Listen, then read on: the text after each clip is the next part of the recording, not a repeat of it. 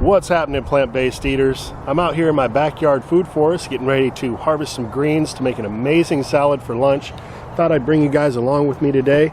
It's been a while since I've made a video, but that's going to change. We're going to get more regular with the uploads on this channel. Spring has definitely arrived, and so much new produce is going to be coming online that we'll be using in our dishes and sharing with you.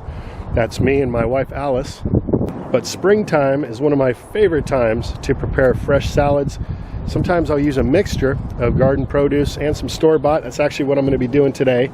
But the greens that are growing are sweet, tender, ready for the picking. I'm going to actually start right back over here and pick this volunteer weed that grows in the yard, known as mallow. And although mallow has a relatively bland taste and is quite mucilaginous, it's a wonderful green to add into your salads. And it's at this time of year when the mallow is the most healthy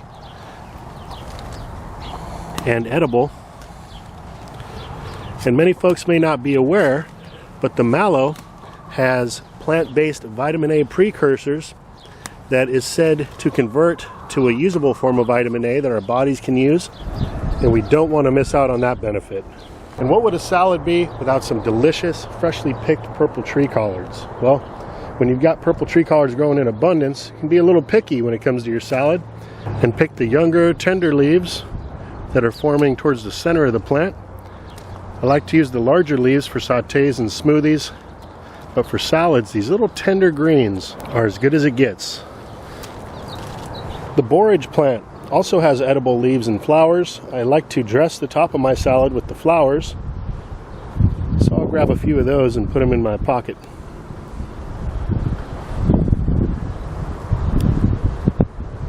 And put those on last.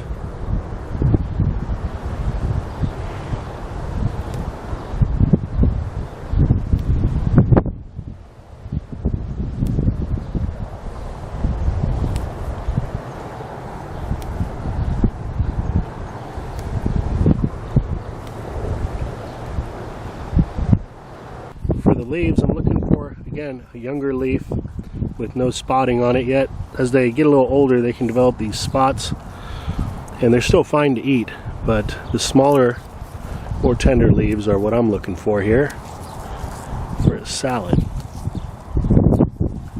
Just a few. Here we've got some ashitaba plants I just recently pulled a harvest from, and I'm going to pull another harvest. Some of these smaller leaves.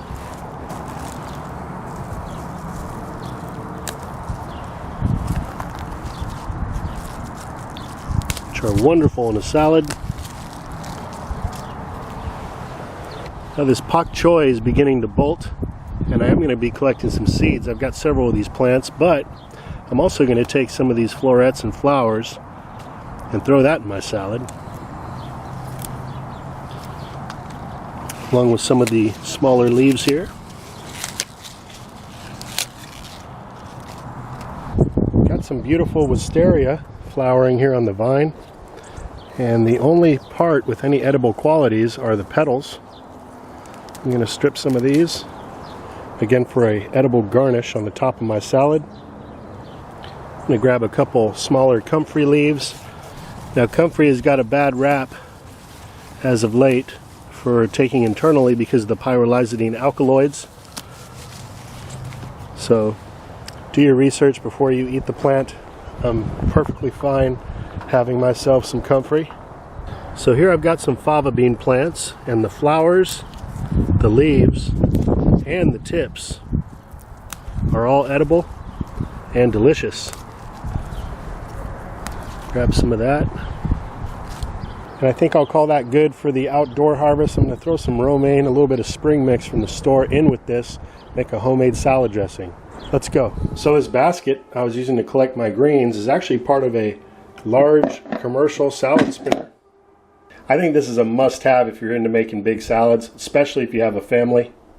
I'm going to throw in some of this fresh herb spring mix. And if you're wondering why I don't grow my own spring mix, well, I do a little bit, maybe more in the future.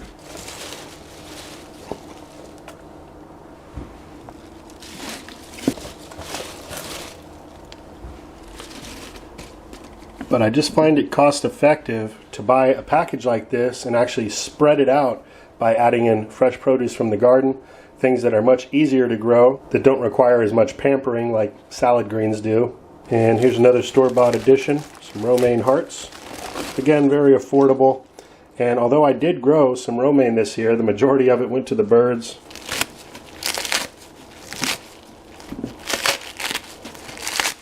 We'll fill this up with some cold water. And you know what, guys? When it comes to eating healthy like this, sometimes it's just as simple as waking up and deciding right as soon as you open your eyes, today I'm going to eat food that nourishes my body, regenerates my cells, makes me healthy, happy, and beautiful. And just reciting something like that is going to give you all the strength and encouragement you need to do this kind of thing throughout the entire day. And this is definitely the washing machine of salad spinners if I've ever seen one.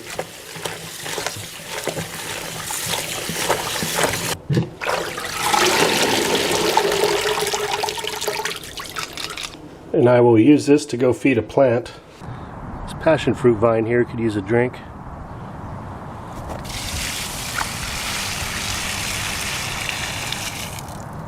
And this salad spinner has a little drainage hole here, and it came with this little hose attachment, so we'll just slip that on and let that drain into the sink. Here's the spinning top.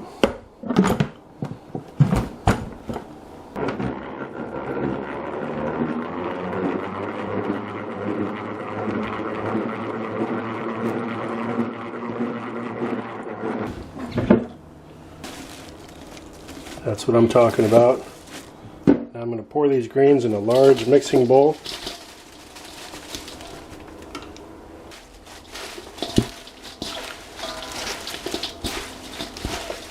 For the dressing, I'm going to use 1 cup of orange juice since I don't have any fresh oranges on hand. The juice of 1 lemon. A splash of balsamic vinegar. 1 avocado. 2 cloves of garlic, some fresh ground Himalayan salt, and some fresh cracked pepper.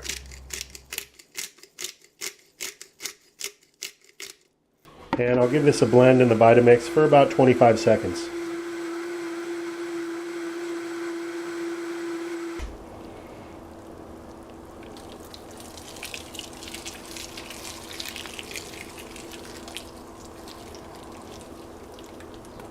And I'm just going to drench that salad. With a salad dressing this good and the healthy components, I like to go big. Alright, so I washed my hands really good. Let's give this a toss.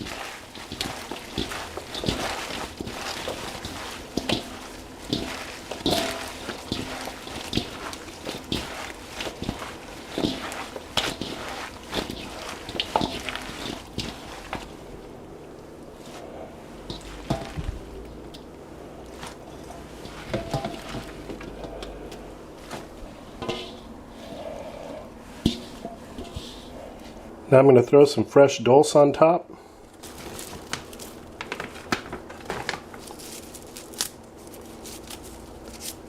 This is a tasty seaweed, nice salty flavor, adds some good minerals and iodine to our salad. And I'm going to add some walnuts.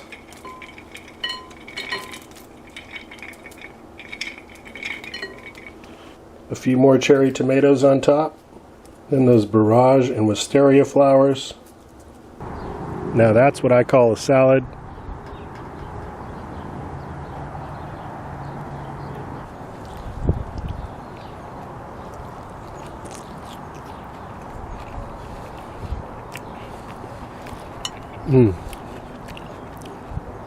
Give this a try, guys. Nothing beats a fresh homemade salad. Grow as much of it as you can and enjoy.